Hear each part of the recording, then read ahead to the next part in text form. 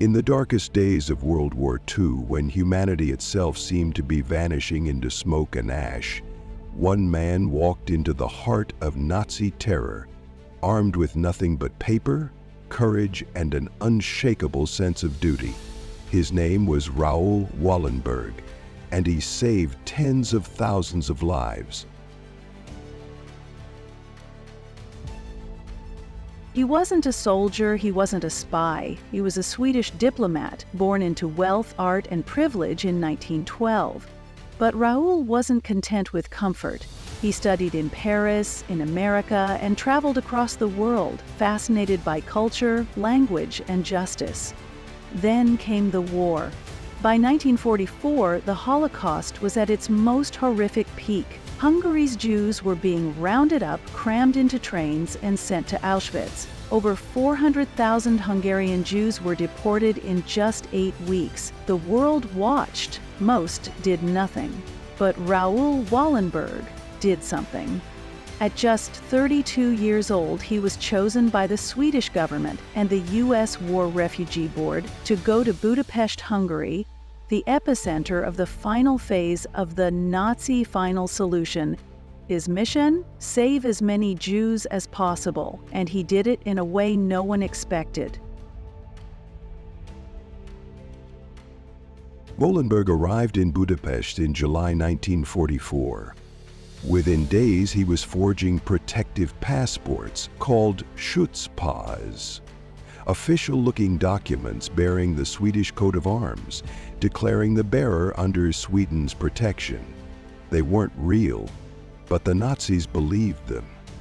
He distributed thousands, boldly, even handing them out through train windows as Jews were being deported. In some cases, he climbed onto the tops of trains, pulling people off.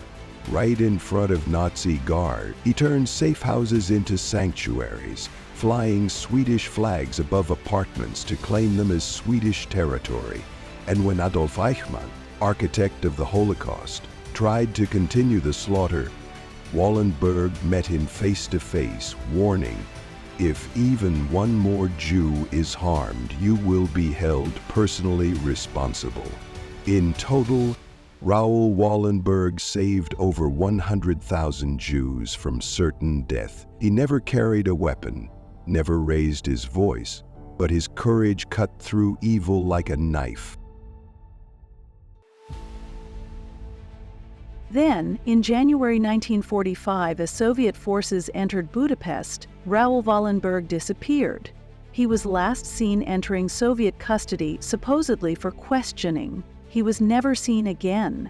The Soviets later claimed he died of a heart attack in 1947, but no body was returned, no documents confirmed it, and his fate remains one of history's greatest mysteries. For decades, survivors searched, his family pleaded, governments demanded answers, but the truth? Still unknown. Some believe he died in the Lubyanka prison in Moscow. Others claim he lived for years, a forgotten prisoner in the Soviet Gulag. What's certain is this: Raoul Wallenberg sacrificed everything, his country, his safety, his future, to save strangers. Today, his name stands beside the greatest humanitarians in history. Yad Vashem honors him as righteous among the nations. Statues of him stand in Budapest, New York, Buenos Aires, and Tel Aviv. Schools bear his name. Children are taught his story because Raoul Wallenberg didn't fight with guns or armies. He fought with paper, compassion, and an unwavering belief that one person can make a difference. And he did. In a world gone mad, he chose to be sane. In a world burning with hatred, he chose to rescue, to protect, to love. And he proved that sometimes you don't need to survive to be immortal.